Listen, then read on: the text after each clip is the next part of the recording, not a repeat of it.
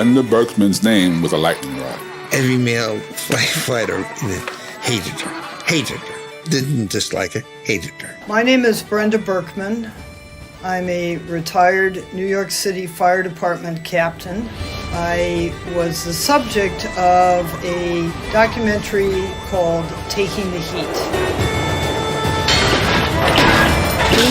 She essentially said, I am what the society stands for, not you. People think that, all the problems involving women in the fire service, that's old history. Well, nothing's changed in 20 years.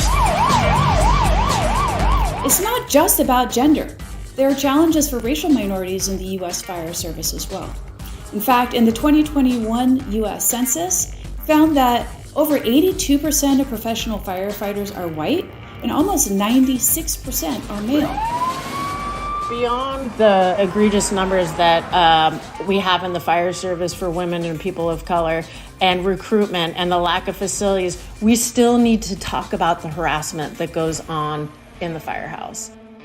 And the stories are jaw-dropping. I've seen and heard stories where men have raped women on the job and they're promoted. When I was in probation, this man, he was the fire engineer, so a rank above me. I was just doing my SCBA equipment check, and all of a sudden he comes around and he grabs me, puts his hands in my pants, and he lifts me up and he pushes me against the door. And he's just, I just froze at that moment. I was taking the gurney out of the ambulance, and the firefighter, he wrapped his hand around my ponytail and he pulled my head back and he smiled in my face and he said, I've always wanted to do that. They had hog-tied my jiu-jitsu dummy, so it was facing me when I came out like it was being hung and gagged.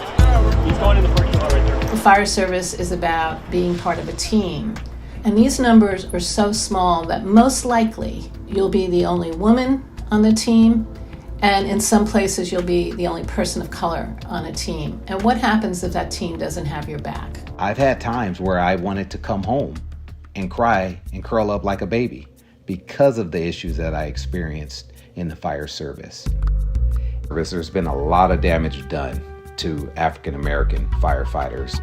We're talking about the African-American firefighters laying their head in human filth on their pillowcases and human filth rubbed on their toothbrush, being told that the only reason you were hired was because you were African-American and being shamed as if you're not good enough. And when we speak out against it, you're ruffling a lot of feathers. We're not looking for any favors. I don't want you to make it easier for me. I only want to be measured on my own knowledge, skills, and abilities.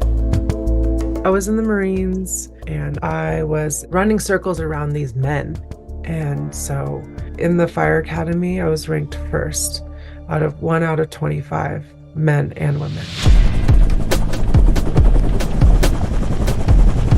I've been flying almost 34 years now. I came there with more experience than anyone that had been working there. I had more hoist experience, I had more fire experience, I had more hours and more years flying than anyone there. But they basically said I wasn't capable of doing a job that I'd been doing my whole career, and that's basically how they were able to get rid of me.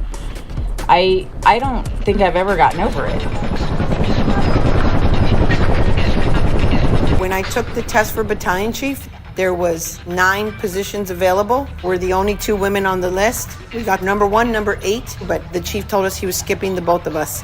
And he hired number 22 on the list, which was his assistant chief's brother-in-law or something. That was a very stark wake-up call for me. They say, if something's not broken, don't fix it. But people don't even know it's broken, and it's terribly broken. It's pervasive. It's organizational. It's systemic. The reason why it hasn't changed is because the walls are closed, the doors are shut.